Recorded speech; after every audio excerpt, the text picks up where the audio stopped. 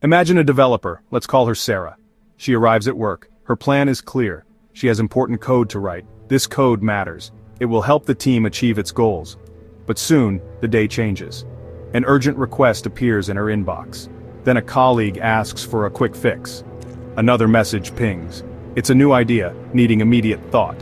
Sarah wants to help. She wants to be a team player. So she juggles. She tries to keep all the balls in the air. But the weight of many hats starts to feel heavy. This is the beginning of overwhelm. Sarah's experience isn't unique. Many people in many teams feel this way. They start their day with purpose. They have a clear vision of what they want to achieve. But the world around them has other plans. Ad hoc tasks creep in. Unexpected demands pop up. The planned work gets pushed aside. The feeling of control starts to slip away. It's like trying to build a sandcastle while the tide is coming in. Each wave brings something new, something urgent, and the castle, the important work, feels constantly under threat. This constant shifting is exhausting for anyone. The pressure mounts, not always from people, but from the situation itself. There's an unspoken expectation to be always available, always responsive. To say no feels difficult. It might feel like letting the team down. So, Sarah tries to do it all. She switches from one task to another. Her focus splinters. The deep, concentrated work she planned becomes a distant dream. She's busy, incredibly busy. But is she making real progress on what truly matters? This question, unspoken, adds another layer of weight.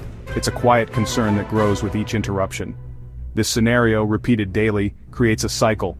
It's a cycle of good intentions leading to scattered efforts. It's a cycle where urgency trumps importance, and it's a cycle that slowly erodes well-being and effectiveness.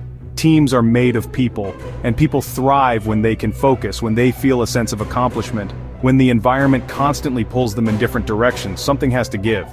It's not a lack of skill or dedication. It's the system, the way work flows, or rather doesn't flow smoothly, that creates this pervasive sense of being overwhelmed. Why does this happen so often? One of the biggest culprits is a lack of clarity. Tasks arrive, but they are vague. The true goal isn't clear. What does done really look like? Without this clarity, Sarah, our developer, has to guess.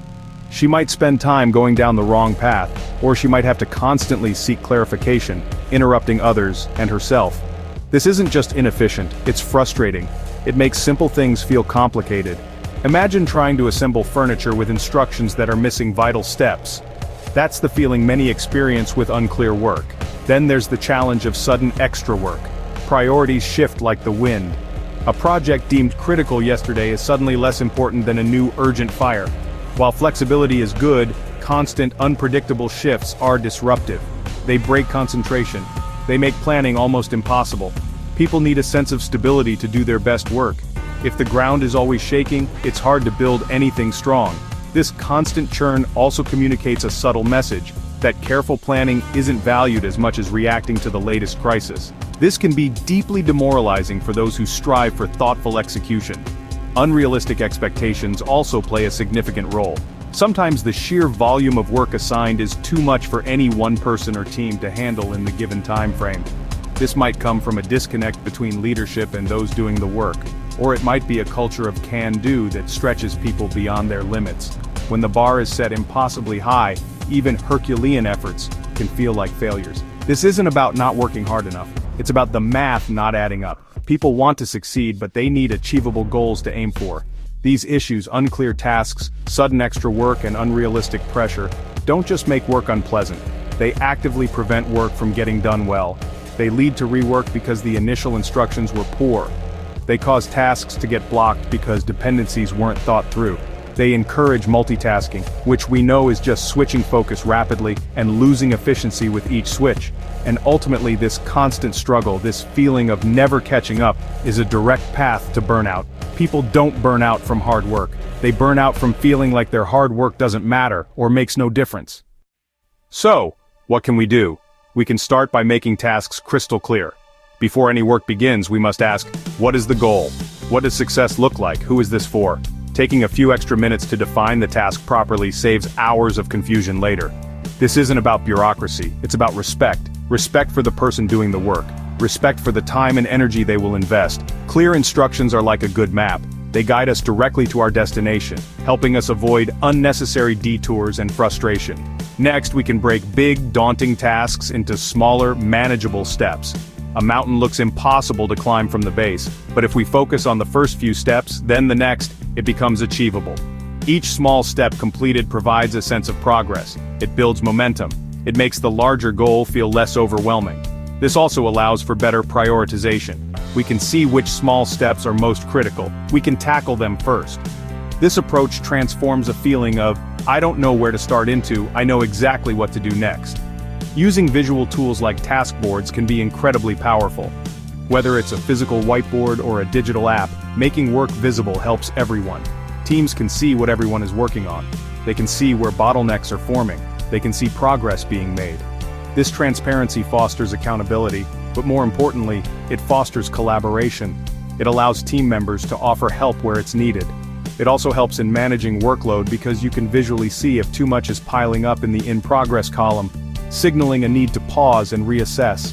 And critically, we need to encourage and practice setting boundaries. It's okay to say I can do that, but not right now. It's okay to protect focus time. This isn't about being unhelpful, it's about being effective. Constant interruptions shatter concentration. Deep work requires uninterrupted stretches of time. By respecting our own need for focus and the needs of our colleagues, we create an environment where better work can happen. This might mean scheduling focus blocks or agreeing on times when interruptions are minimized. It's about taking control of our time, rather than letting our time control us. Beyond individual strategies, building a healthier team environment hinges on open communication.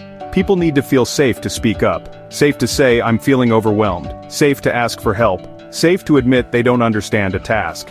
When communication channels are truly open, problems can be identified and addressed early, before they escalate into major issues. This requires leaders to listen actively, to create a space free from blame, and to genuinely value the insights of their team members. Trust is the bedrock of such communication. Teamwork is not just about working on the same projects, it's about supporting each other. It's about understanding that when one person struggles, the whole team is affected. When someone is overloaded, can others step in? Can tasks be shared more equitably? A culture of mutual support means people look out for one another. They offer help proactively. They celebrate each other's successes. This sense of camaraderie, of being in it together, is a powerful antidote to the isolation that can come with overwhelm. It transforms a group of individuals into a true, cohesive team. Regular feedback, both given and received, is also vital. Not just annual reviews, but ongoing conversations about what's working and what's not.